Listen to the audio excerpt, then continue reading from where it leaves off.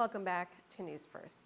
While the church sex abuse lawsuits continue to move along in district court, Hope and Healing GUAM says they will also be reviewing those cases for possible settlement.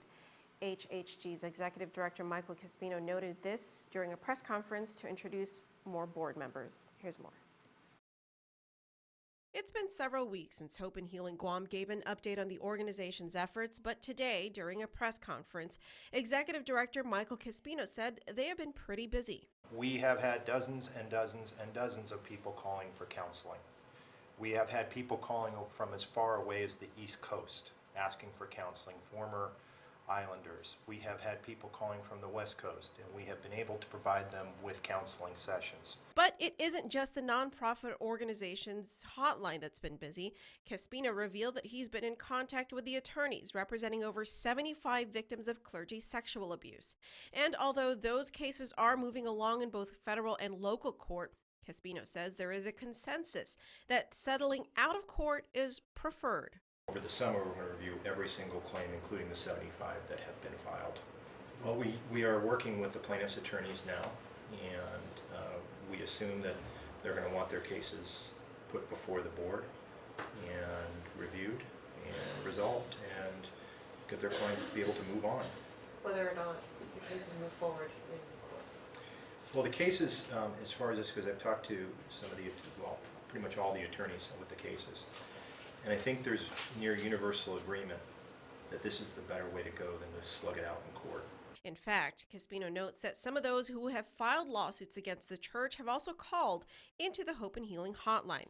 He also says that there are a number of victims who have no legal representation and are seeking immediate compensation. That hasn't happened since there hasn't been a quorum on the board until today.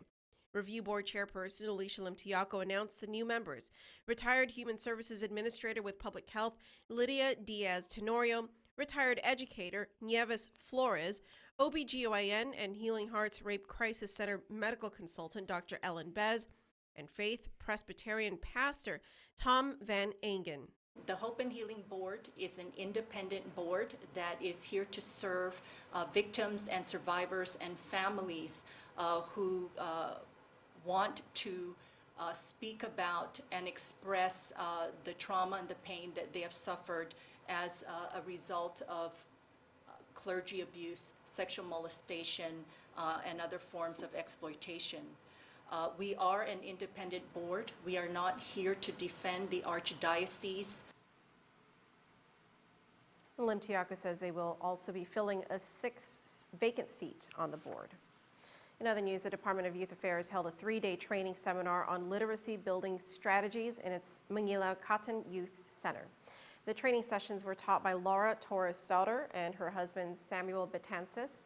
Sauter says that the kids in DYA need authentic literacy skills just as much as any other children in the public or private school system. So Sauter and her husband, via their firm, Sauter, Betances and Associates, have been training DYA personnel on various skills and strategies they can use to build authentic literacy.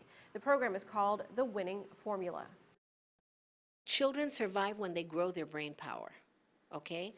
The food for the brain is words. So it begins with a very robust literacy program. But authentic literacy incorporates critical thinking skills, math skills, inquiry skills, which are associated with science, all forms of proficiencies that are integrated into the academic proficiency trajectories. Sauter says that it's important for the leaders of GUAM to realize the importance of authentic literacy skills and fund these kinds of programs. All right, well, we're going to check in with Chelsea Cruz for weather, but before that, it's Live Life Healthy next.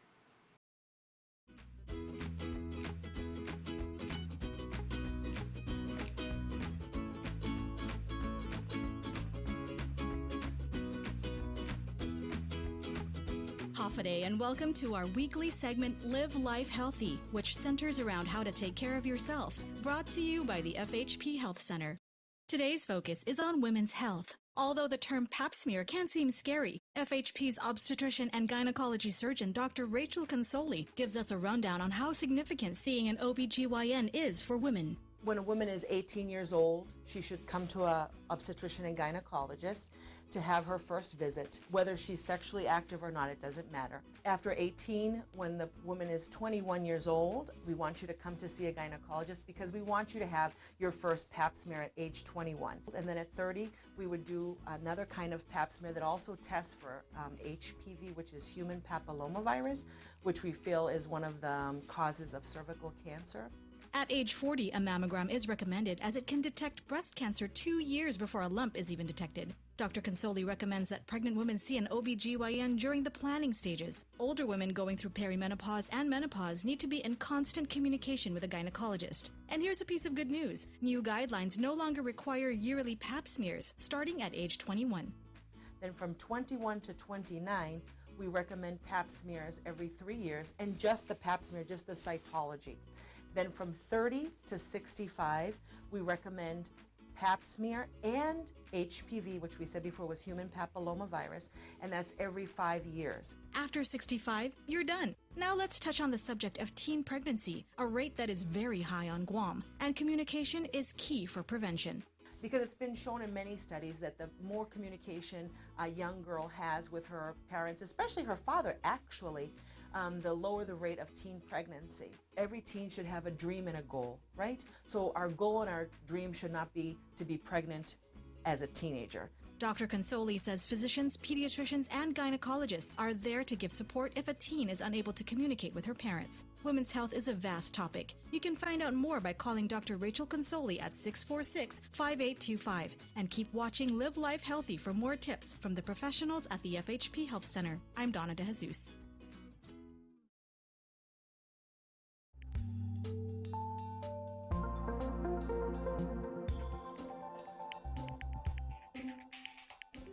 Hoppity and welcome to your PNC weather forecast brought to you by First Hawaiian Bank, Guam Windward Memorial, and Dipsticks. I'm Chelsea Cruz. Well, I guess it's safe to say that an increase of moisture in the air was an understatement. It was straight scattered showers today, especially for Guam. So much rain was coming down, the National Weather Service issued a flood advisory for the island until 3 p.m. But by now, things should have already started to calm down, and we should be settling back into just partly cloudy skies and isolated showers for this evening. Otherwise, just hang on a little bit longer. We'll get there in no time. Tomorrow, winds are expected to pick up to 5 to 15 miles per hour, which should help move that moisture along its merry way and bring us back on course with our dry season weather for the end of the week. High temperature still stays 89 degrees with a real feel around the mid to high 90s for these coming drier days. You may or may not be looking forward to that again, but it was nice to get a break from the heat today. Rainy days always make me want to make my super yummy talaquilas, so hopefully I have time to make that tonight and enjoy it before the sun comes back tomorrow. And that about does it for this evening's report. I'll see you again tomorrow when it's much drier out. Until then, have a good night. PNC Weather Report is brought to you by First Hawaiian Bank. It all starts with yes. And Guam Windward Memorial. And Dipsticks, located in the heart of Jalan Pago.